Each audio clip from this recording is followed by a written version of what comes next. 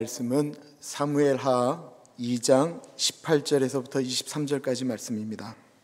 사무엘하 2장 18절에서부터 23절까지 말씀. 하나님의 말씀을 받들어 봉독할 때에 살아계신 하나님의 음성을 들으시기 바랍니다. 그곳에 스루야의 세 아들 요압과 아비새와 아사엘이 있었는데 아사엘의 발은 들로르같이 빠르더라.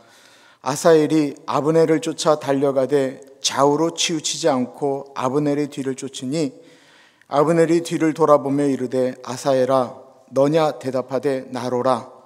아브넬이 그에게 이르되 너는 왼쪽으로나 오른쪽으로나 가서 청년 하나를 붙잡아 그의 군복을 빼앗으라 하되 아사엘이 그렇게 하기를 원하지 아니하고 그의 뒤를 쫓으매 아브넬이 다시 아사엘에게 이르되 너는 나 쫓기를 그치라. 내가 너를 쳐서 땅에 엎드러지게 할 까닭이 무엇이냐? 그렇게 하면 내가 어떻게 내 형 요압을 대면하겠느냐 하되 그가 물러나기를 거절하며 아브넬이 창 뒤 끝으로 그의 비를 찌르니 창이 그의 등을 꿰뚫고 나간지라. 곧 그곳에 엎드러져 죽음에 아사엘이 엎드러져 죽은 곳에 이르는 자마다 머물러 섰더라. 아멘.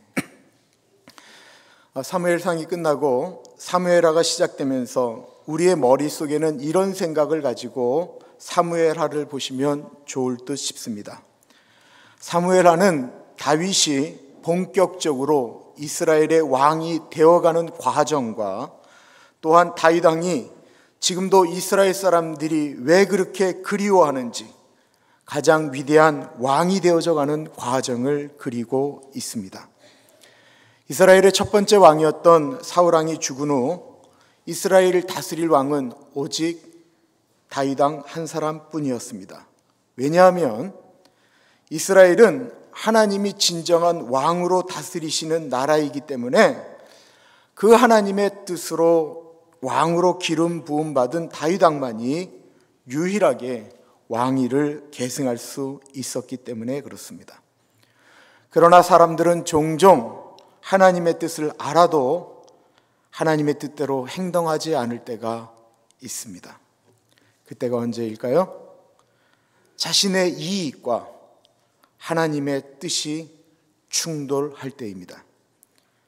자신의 자리를 내려놓아야 할 때입니다.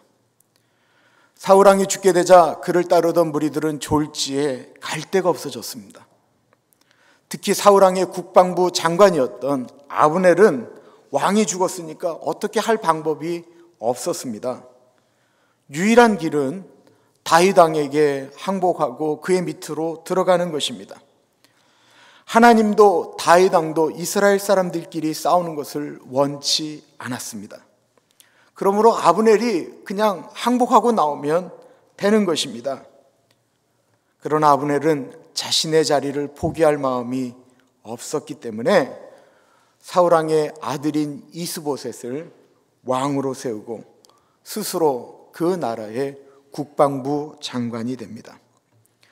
사실 이스보셋은 허수아비 왕이었고 실질적인 모든 권한은 이 아브넬이 가지게 되었습니다. 그리고 어제 본문에는 아브넬이 이끄는 군대와 다윗 왕의 국방부 장관이었던 요압이 이끄는 군대가 전쟁을 치르게 되었습니다. 그리고 그 전쟁은 하나님이 전혀 기뻐하시지 않는 전쟁이었습니다. 이것은 누가 이기고 지고의 문제가 아니고 하나님이 싫어하시는 하나님의 백성들 간의 싸움이었기 때문에 그렇습니다. 그리고 그 전쟁에서 아브넬은 패하고 맙니다. 오늘은요, 그 전쟁에서 패하고 난 후에 일어난 일입니다. 18절 보십시오. 그곳에 스루야의 세 아들 요압과 아비새와 아사엘이 있었는데 아사엘의 발은 들로르같이 빠르더라. 18절은 그곳에라고 하는 말로 시작이 됩니다. 그곳은 다윗의 군대가 승리한 곳입니다. 기브온에 연못이 있었던 곳입니다. 그곳에 다윗의 군대가 승리한 그곳에 군인이라고 한다면 누구나 승리의 깃발을 꽂은 그곳에 이름을 내고 싶었을 것입니다. 바로 그곳에 스루야의 세 아들이 있었습니다. 이 스루야는 다윗 왕의 큰 누나뻘 되는 사람이었어요. 누나였습니다. 그 누나의 아들들, 다시 말해서 다윗 왕의 조카들은 다윗 왕을 위하여 생명을 걸면서 싸운 사람들입니다. 그 중에 대표적인 큰 조카 요압의 이름이 나옵니다. 우리는 사무엘 하를 읽으면서 이 요압이라고 하는 이름을 자주 접하게 될 것입니다. 왜냐하면 그는 전쟁에서 가장 용맹하게 싸우는 사람이었기 때문이고 다윗 왕의 국방부 장관이었기 때문에 그렇습니다. 그러나 그는 다윗 왕의 명령에 늘 순종하는 것 같았지만 결정적인 순간에는 늘 다윗 왕의 명령을 어겼던 사람입니다. 그는 다윗 왕이 그렇게 살려달라고 부탁한 다윗의 아들 압살롬을 비롯해서 자신의 정치적인 라이벌이 될 만한 사람들은 명령을 어기고 꼭 죽였습니다. 자신의 장점을, 자신의 자리를, 자신의 욕망을 위해서 사용한 사람입니다. 자신보다 더 괜찮은, 그래서 다윗 왕에게 사랑을 받을 만한 사람은 꼭 죽였습니다. 그러므로 18절에 나오는 이 전쟁에서 승리한 그것도 사실은 하나님이 원하셨던, 하나님이 원한 전쟁이 치루어진 곳이 아닌 인간적인 욕심에 의해서 치루어진, 그 승리는 인간적인 욕심에서 이루어진 그곳이다 라고 하는 것입니다. 우리의 삶에는 그곳이 있습니다. 우리가 성공하고 싶은 곳, 우리가 목적한 바를 이루고 싶은 곳, 우리의 이름이 높아져서 그곳에 그 사람이 있었다라고 이름되어지고 싶은 그곳이 우리의 인생 가운데는 있습니다. 그러나 우리 인간적인 꿈이 이루어진 그날에는 그곳이 그렇게 좋은 곳이었는데 훗날 역사가 우리가 뒤를 돌아봤을 때 우리가 승리한 곳이라고 하는 그곳이 우리의 아픔으로 다가올 때도 있다라는 것입니다. 반대로 당시에는 부끄러운 그곳입니다. 그러나 훗날에는 영광이 되는 그곳이 있다라는 것입니다. 십자가가 달린 갈보리, 골고다는 당시에 부끄러운 곳이었습니다. 인간들의 눈에는 실패한 그곳이었습니다. 그러나 2000년이 흐르도록 갈보리는 부끄러운 곳이 아닌 하나님의 영광이 드러나는 곳이 되었습니다. 눈에 보이는 인간적인 성공이 훗날 우리를 부끄럽게 할 때가 분명히 있습니다. 그리고 오늘 본문에는 그곳, 그 승리한 곳에 이름을 올렸던 한 군인이, 한 장수가 죽는 것을 이야기하고 있습니다. 전쟁에서 진 아브넬은 도망을 갑니다. 그 전쟁은 불필요한 동족 간의 전쟁이었기 때문에 더 이상 피를 흘릴 필요가 없습니다. 끝까지 쫓아가서 죽여야 할 이유가 없습니다. 손자병법에 보면 적을 포위할 때는 꼭 한쪽을 내버려 열어놓으라고 이야기합니다. 왜냐하면 도망갈 곳을 차단하여 버리면 그때부터는 죽기 살기로 싸우기 때문에 그렇습니다. 그러나 인간의 욕심에 의해서 치루어진 전쟁이기 때문에 욕심에 끌려서 아브넬을 끝까지 쫓아간 장수가 있었습니다. 바로 달리기에 일가견이 있었던 요압의 동생 아사엘입니다. 18절 하반전에 아사엘의 발은 들노루같이 빨랐다라고 이야기하고 있습니다. 그는 자신의 장점인 빠른 발을 가지고 이미 멀리 도망간 아브넬을 쫓아가기 시작합니다. 그래서 그를 붙잡아서 그곳에서 자신의 이름을 높이고 싶었던 것입니다. 19절을 보십시오. 아사엘이 아브넬을 쫓아 달려가되 좌우로 치우치지 않고 아브넬의 뒤를 쫓으니, 19절에 보면 아사엘은 아브넬을 잡아서 공을 세우겠다라는 욕심에 자신의 장점을 사용합니다. 그것은 아브넬만 보고 쫓아갔다라는 것입니다. 그는 목적을 분명히 세웠습니다. 그의 목적은 아브넬을 잡아 공을 세우는 것입니다. 어떻게 보면 이 모습은 성경에 나오는 정확한 우리가 살아가야 될 모습인 것처럼 그려지기도 합니다.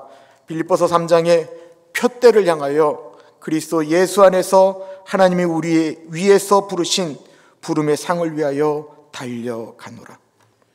빌립보서에 나오는 그 표대는 주님이 지정하신 것을 의미합니다. 우리가 마땅히 달려가야 될 목적입니다.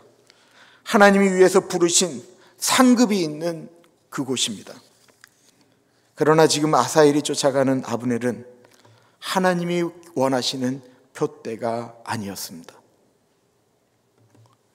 그는 자신의 능력도 모른 채 오로지 그 전쟁에서 자신의 이름을 더 높이겠다라고 하는 자신의 야망을 위한 목적으로 자신의 이름을 그 전쟁에서 그곳에서 내겠다라고 하는 야심으로 그냥 달려갔던 것입니다.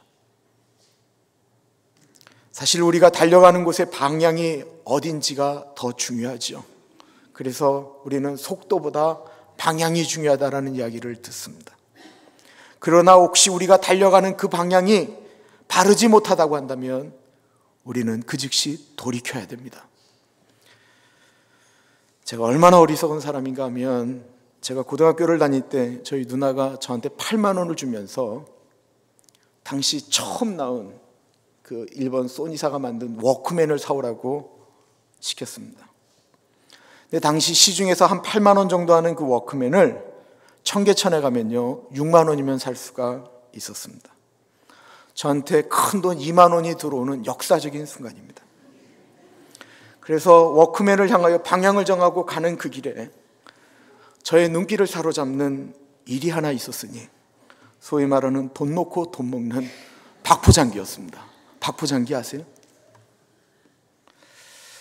가만히 보니까 박포장기는 1만 원을 놓고 이기면 2만 원을 주는 것입니다. 거기서 한 번만 이기면 2만 원이 생기니까 나한테 꽁돈 4만 원이 생기는 것입니다. 사실 그 박포장기는 수가 엄청나게 긴데 제가 이렇게 가만히 보니까 이길 것만 같아요. 무슨 뜻이에요? 제가 장기를 잘 뒀다라는 뜻이잖아요. 무슨 뜻이에요? 내가 머리가 좋다라고 착각했다라는 것이잖아요. 그래서 달려들었어요. 1만 원을 잃었어요. 오기가 생겼어요. 또 1만 원을 잃었어요. 이제는 6만 원으로 사야 되는데 내 돈 2만 원이 없어진 거예요. 본전 생각이 났습니다. 계속 하다 그 자리에서 제가 정확히 5만 원을 잃었습니다. 이게 80년대 초반이니까 그때 5만 원 엄청나게 큰 돈입니다. 근데 그걸 하시는 분이 제가 고등학생인 줄 아니까 이제 그만 가라는 거예요. 그러나 갈 수가 없었어요. 그러나 내가 5만 원을 잃으니까 이거 다 잃을 수도 없다라는 생각이 들더라고요. 불쌍했던지 그분이 저한테 1만 원을 주셨어요. 그래서 4만 원을 가지고 중고 워크맨을 사갖고 우리 누나한테 갖다 드리면서 내가 얼마나 혼이 났는지 몰라요. 노름에 빠진 분들이, 안 되는 사업에 돈을 투자한 분들이 안 되는 줄 뻔히 보이는데도 계속해서 돈을 붓는 것은 털어야 됨에도 불구하고 방향을 잃어버리면 자기 자신에 대한 분별력이 떨어져 버리는 거예요. 그 방향이 옳지 않으면 돌아서야 되는데 그 방향이 자기가 조금이라도 투자가 되고 들어가면 자기 자신에 대한 분별력을 완전히 잃어버리는 거예요. 아브넬이 뒤를 보니까 아사엘이 쫓아옵니다. 그러나 그를 죽일 마음은 없습니다. 그래서 달랩니다. 네가 나를 쫓아오지만 너는 내 적수가 안 되니 돌이키라는 것입니다. 정확한 말이었습니다. 20절부터 보세요. 아브넬이 뒤를 돌아보며 이르되 아사엘아 너냐? 대답하되 나로라. 아브넬이 그에게 이르되 너는 왼쪽으로나 오른쪽으로나 가서 청년 하나를 붙잡아 그의 군복을 빼앗으라 하되 아사엘이 그렇게 하기를 원하지 아니하고 그의 뒤를 쫓음에 아브넬이 다시 아사엘에게 이르되 너는 나 쫓기를 그치라. 내가 너를 쳐서 땅에 엎드러지게 할 까닭이 무엇이냐? 그렇게 하면 내가 어떻게 내 형 요압을 대면하겠느냐 하되. 아브넬은 비록 요압과 전쟁을 하였지만 어쩌면 그는 오래전 군대 생활할 때는 요압과 같이 생활을 하였을 가능성이 대단히 높습니다. 그럴 추론이 가능한 것은 사울 왕과 다윗이 원수가 되기 전에는 같은 군대, 그 당시 그들이 국방부 장관이 될 정도였으면 그전에는 그들이 병으로 있었을 거 아니에요. 그때는 같은 목적을 위해서 한 배에서 살았던 전우였을 가능성이 너무 높다라는 것입니다. 그리고 나중에는 어쩌면 다시 하나가 돼서 다윗왕 밑에서 군대 생활을 해야 될지도 모릅니다. 그러니 어떻게 죽일 수가 있습니까? 아사엘을 죽이고 싶은 마음이 없어서 젊은 마음에 네가 공을 세우고 싶은 거라면 다른 병사 붙잡아서 그 옷을 벗겨서 네 공을 세워라. 2번이나 충고를 하였습니다. 그러나 아사엘은 하나님이 기뻐하지 아니하시는 그곳에서 자신의 이름을 높이겠다라는 생각밖에 없었습니다. 어떻게 해서든지 자신의 장점인 빠른 발을 이용해서 아브넬을 잡으면 된다고 생각하였던 것입니다. 그러나 아브넬을 빠른 발로 따라잡을 수는 있지만 아사엘이 잊고 있었던 것이 있었습니다. 그것은 아브넬의 무술 실력은 아사엘이 절대로 이길 수 없는 실력이었다라는 것입니다. 이건 목숨을 건 싸움입니다. 그죠? 달리기가 빠르다라고 해서 1대1로 붙어서 이길 수 있는 것이 아닌데 이 아사엘은 오로지 자신의 장점이 다인 줄 알고 그것만 믿고 달려들었던 것입니다. 가끔 하나님은 우리의 실력이 부족함에도 불구하고 우리를 들어쓰실 때가 종종 있습니다. 바로 약할 때 강하게 하시는 것입니다.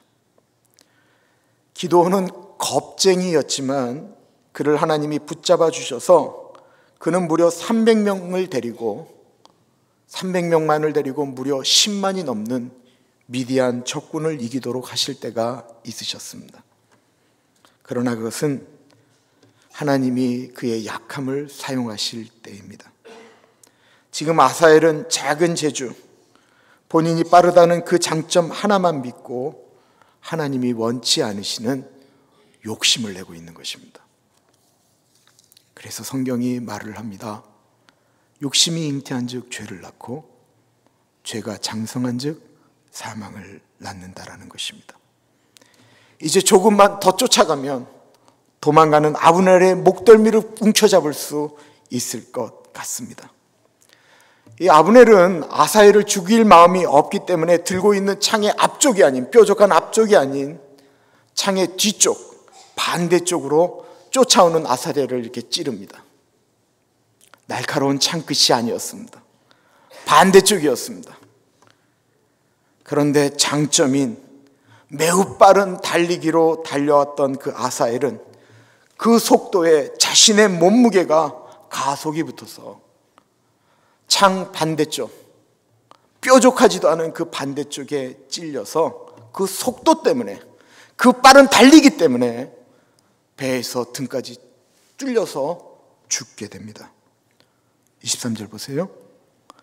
그가 물러나기를 거절하며 아브넬이 창끝 끝으로 그의 배를 찌르니 창이 그의 등을 꿰틀고 나간지라. 곧 그곳에 엎드러져 죽음에 아사엘이 엎드려져 죽은 곳에 이르는 자마다 머물러 섰더라. 창 뒤끝에 죽는 사람은 없습니다. 그러나 아사엘은 놀랍게도 창 뒤끝에 찔려 죽었습니다. 왜 그랬습니까? 자신의 장점 때문입니다. 자신의 욕심 때문입니다. 참으로 가슴 아픈 이야기입니다. 그래서요, 중국 속담에 사람은 자기 장점 때문에 죽는다라고 말합니다. 우리에게는 하나님이 주신 장점이 있습니다. 그러나 그 장점이 자기 만족이 될 때 얼마나 위험한지 모릅니다. 아놀드 토인비라고 하는 역사학자가 있습니다. 그 사람이 인류의 위대한 문명은 외부의 침략이나 자연재해 때문에 무너진 것이 아니다라고 정의합니다.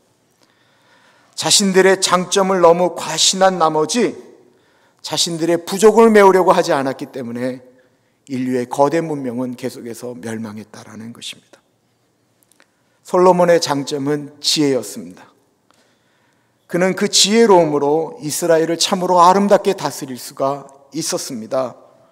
그러나 그가 그 장점으로 정치적인 야심을 이루기 위해서 그 주변에 있는 여러 나라 군대, 그 나라들의 공주들과 전략적인 결혼을 하게 됩니다. 그가 생각할 때는 지혜롭게 한 것입니다. 그러나 그 지혜로운 결정이 솔로몬이 망하게 되는 결정적인 원인이 되었습니다. 하나님이 솔로몬에게 준 것은 지혜뿐만이 아니었습니다. 하나님이 굳이 내가 그렇게 머리 쓰지 않더라도 네가 나를 의지하고 기도하면 내가 너의 나라를 고쳐주겠다라고 이미 약속하셨습니다. 솔로몬의 가장 큰 장점은 지혜가 아니었고 하나님과 가까운, 하나님께 무릎을 꿇을 수 있는 관계였습니다. 솔로몬이 하나님이 성전을 다 세웠을 때, 그때 하나님이 약속하신 말씀이 우리가 너무나도 잘 아는 역대하 7장 14절의 말씀입니다. 그 내용은 이렇게 나옵니다. 솔로몬이 여호와의 전과 왕궁 건축을 마치고 솔로몬의 심중에 여호와의 정과 자기의 궁궐에 그가 이루고자 한 것을 다 형통하게 이루니라.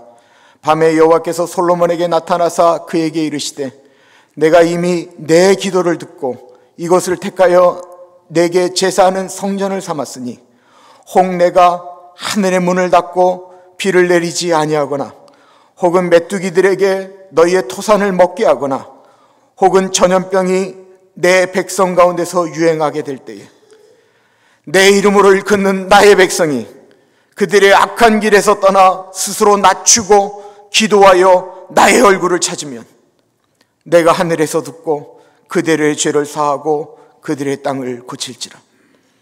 이제 이곳에서 하는 기도에 내가 눈을 들고 귀를 기울이리니 이는 내가 이 성전을 택하여 거룩하게 하여 내 이름을 여기에 영원히 있게 하였음이라. 내 눈과 내 마음이 항상 여기에 있으리라. 솔로몬이 자신의 장점으로 머리를 쓰고 정치를 할 때 나라가 강하여지는 것 같았지만 히브리 역사 가운데 그 나라 백성이 가장 힘들었던 때가 바로 이 솔로몬의 때였습니다. 솔로몬이 나라가 편하기 위하여 주변에 있는 나라들과 공주들을 데려다가 결혼을 한다면은 그 공주들을 위하여 각기 궁을 져줬습니다. 그리고 그 공주가 섬기는 우상을 위하여 신전을 세웠습니다. 그 궁과 신전을 만들기 위해서 이스라엘의 백성들은 얼마나 큰 노력을 해야 됐는지 모릅니다. 전쟁 안 치르겠다고 하면서 백성들이 얼마나 힘들게 노동을 하고 있는지 솔로몬은 관심이 없었습니다. 그리고 그는 자신이 지혜롭게 나라를 다스린다라고 생각하였던 것입니다. 하나님이 우리에게 주신 장점이 그곳에서 우리의 이름을 내라고 준 것이 아닐 때가 아마 대부분일 것입니다. 그리고 내 육심으로 내 장점이 사용되어질 때 그때 우리는 정말로 조심해야 됩니다. 아사엘은 그렇게 자신의 장점 때문에 자신의 이름을 높이려고 했던 그곳에서 죽임을 당했습니다. 23절의 하반절은 또한 이렇게 시작합니다. 곧 그곳에 엎드러져 죽음에 아사엘이 엎드러져 죽은 곳에 이르는 자마다 머물러 섰더라. 다시 그곳이라고 하는 말이 나옵니다. 아사엘이 아브넬을 잡았다면 승리의 영광을 누릴 수 있었던 그곳입니다. 그러나 그곳은 승리의 현장이 되지 못했습니다. 아사엘을 쫓아 그곳에 자신들도 이르겠노라고 같이 쫓아갔던 사람들은 아사엘이 죽은 그곳에 이르러서는 다 그 자리에 발걸음을 멈추었습니다. 더 이상 나갈 수가 없었던 것입니다. 아사엘을 통해서 사람들은 알게 되었습니다. 그곳은 결코 내가 장점이 있다고 해서 승리할 수 있는 곳이 아니다라는 사실을 말입니다. 그것을 위해서 무작정 달려나가다가는 나도 죽을 수 있구나 생각했던 것입니다. 그리고 이렇게 멈추었기 때문에 다른 사람들은 더 이상 죽지 않게 되었습니다. 역사 앞에, 우리들 앞에 수많은 사람들이 그곳에 내 이름을 내겠다라고 달려갔었습니다. 그리고 그 역사의 현장에서, 그곳에서 비참하게 자신의 장점 때문에 죽었던 수많은 사람들의 이야기를 우리는 듣고 보았습니다. 그러나 어리석게도 사람들은 그것을 보았지만 지금도 수많은 사람들은 그곳을 향해서 달려갑니다. 멈추어야 합니다. 예수님의 장점이 무엇입니까? 물고기 2마리와 보리떡 5개로 5,000명을 먹이시고 12광주리를 남긴 것이 예수님의 장점입니까? 무리를 걸으시고 죽은 자를 일으키시고 못 고칠 병이 없으신 것이 예수님의 장점입니까? 사람들을 변화시키시고 물로 포도주를 만드시고 안진뱅이를 일으키시고 중풍병자를 일으키신 것이 예수 그리스도의 장점입니까? 예수님이 그 장점으로 이 세상을 구원하신 것입니까? 예수님의 그 초자연적인 능력 때문에 이 세상이 예수님이 승리하셨다라고 하는 그곳이 되었습니까? 아니, 예수님의 장점은 그것 아니었습니다. 예수님의 장점은 자기 포기였습니다. 예수님의 장점은 굳이 다른 사람을 다치게 할 필요가 없는 것들이었습니다. 하나님 나라의 영광을 버리신 자기 포기, 창조주의 아들의 자리에서 내려오셔서 피조물인 인간처럼 되신 권리 포기, 모든 것을 다 누릴 수 있으셨지만 인간과 같이 배고파하시고 같이 피곤해하시고 같이 우셨던 자기 포기, 돌을 떡으로 만드실 수 있었지만 물고기 2마리와 보리떡 5개로 그 굶주려 있는 5,000명을 먹이실 수는 있으셨지만 본인 자신을 위해서는 돈을 떡으로 만들어 먹으라는 사단의 음성에 자신의 능력을 제한하신 권세 포기, 십자가에서 내려오라는 조롱과 핍박에 입을 꾹 다물어 버리시고 묵묵히 십자가를 지신 말할 수 있는 권리를 포기하신 언어의 포기. 그때 예수님의 자기 포기가 도리어 승리가 되셨습니다. 예수님의 그곳은 부끄러운 곳이었습니다. 제자들이 부끄러워하고 사람들이 부끄러워했던 곳입니다. 그러나 갈보리 언덕, 골고다, 십자가는 더 이상 부끄러움의 대상이 아닌 우리가 우리의 가슴 속에 목걸이를 만들고 싶을 정도로 이제 우리들의 자랑이 되었습니다. 사랑하는 교우 여러분, 우리의 장점 때문에 얼마나 많은 사람들이 상처를 받는지 생각해 보셨습니까? 우리의 장점으로 그것을 점령하기 위하여 우리가 얼마나 어리석게 우리 자신을 돌아보지 못하고 주변을 돌아보지 못하고 달려갔는지 아십니까? 아니, 주님을 위해서, 교회를 위해서 나는 달린다라고 생각하는데 내가 달려가는 그곳이 예수님의 십자가가 계신 곳이 아닌 내 욕심을 위해서 달려가고 있지는 않으십니까? 저 자신에게는 오늘 말씀이 교회를 위한다라고 달려갔는데 과연 내 가족을 희생할 만큼 그렇게 주님이 원하셨던 십자가의 길이었는가, 아니면 나의 폼이었는가 고민하게 되었습니다. 우리의 삶에는 그곳이라고 하는 것이 있습니다. 그때가 있습니다. 그곳에 무엇을 남기고 싶으십니까? 나의 욕심의 그곳이 아닌 겸손하게 나의 장점을 드림으로써 예수 그리스도의 부끄러웠던 십자가가 다시 한번 빛이 나고 다른 사람들이 생명을 얻는 그곳에 우리의 장점이 사용되어지기를 기도드립니다.